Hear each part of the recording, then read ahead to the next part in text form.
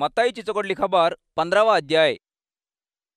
ते वक्ती यरूशलेम चारपणू कानुनीत बोधकरोचे वाले आणि परिचयना येशूचे जवळ येऊन तुझे शिष्यना हात धुये नसला कन्या खात आहे ते त्यानी दादीबापनांचे कानून कायद्यांले कहा अधिक होत आहेत म्हणून त्यात पूछले। त्यासाठी येशू तुम्ही तो तुमचे दादीबापनांचे कानून कायद्यांसाठी भगवंताच्या आज्ञांले कहा अधिक होता कसं म्हणले ना मायबापनले मान मर्यादा दे बाप तर हो माई तर हो खराब बोलले ना तो कटकने मरून जावो म्हणून भगवंत सांगला। पण तुम्ही तो एकला आपणाचे माई तर हो बाप तर हो देखून माझेकून तुम्हाले कोणता फायदा हाय ते भगवंताले अर्पण केलेला वाला होय म्हणून सांगते। तो तुम्ही त्याता आपणाचे माईले रहो बापाले रहो मान मर्यादा देवाची जुरत नाही म्हणून सांगता। म्हणून तुम्ही तुमचे दादीबापनांचे कानून कायद्यांसाठी भगवंताच्या आज्ञता व्यर्थ करता हा। वेश घेतले वालेना तुमच्या बारेत प्रवक्त झालेला यशय प्रवचन केलेली गोष्ट खरंच होय।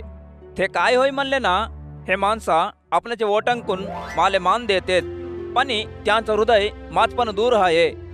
त्यानी माणसा जमुलेले कायद्यांता भगवंताचा उपदेश होय म्हणून बोध करूत त्यानी माता व्यर्थपणाना आराधना करतायत म्हणून त्यांना सांगला। येशू माणसांच्या मांदिता आपणाजवळ बोलवून त्यांत ऐका आणि चोव म्हणून म्हणला। तोंडपजवोचा माणसात नाही बाटवेपणी तोंडपणू बाहेर येवचाच माणसात बाटुते म्हणून त्यांना सांगला। तवा त्याचे शिष्यानं येऊन असा पूछले परिशियाना हे गोष्टी ऐकल्यावर रगिले आले म्हणून तुले नाही ठावा की? त्यासाठी येशू स्वर्गपर होचा माझा बाप नाही रोवलेले हर एक झाड आता उपडावचा पडते पण तुम्ही त्यांच्या बारेत सोच नको करा। त्यानी गुडगेवाले होऊन गुडगेवालेले वाढ दाखवचे वाले होऊन आहे ते गुडगेवाला आणि के गुडगेवालेले वाढ दाखवले ना त्यानी दोघी जण डोडेप पडतेत की म्हणून म्हणला। तवा पेतूर हे उदाहरणेचा अर्थ आम्हाला सांग म्हणून त्यात पूछला।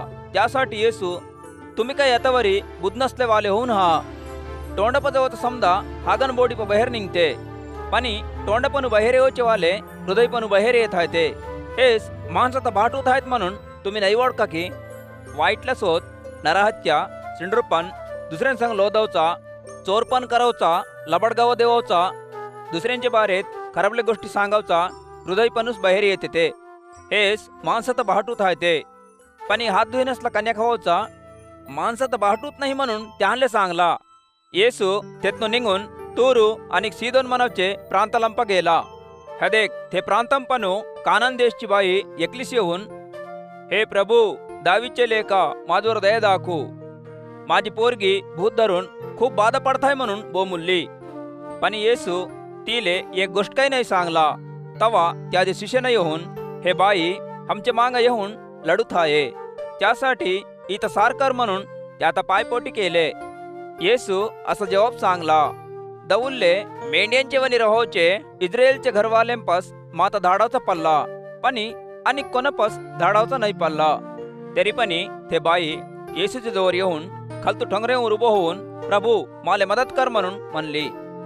त्यासाठी येशू असा जवाब सांगला लेकरांची भाकर घेऊन कुत्र्यांच्या पिल्यांले टाकावचा चकोट नव्हे म्हणून सांगल्यावर ते बाई असं म्हणली खरासूस प्रभू कुत्र्यांचे पिली काही आपणाच्या मालकांचे बल्लेवरनू खालतू पडवचे भाकरीचे तुकड्यांता खात्यात की म्हणून म्हणली। त्यासाठी येशू बाई तुझा विश्वास मोठा होये तू आशा केले वनीस तुले होऊन दे म्हणून तिले सांगला। तेच वक्ती तिची पोरगी चकोट झाली।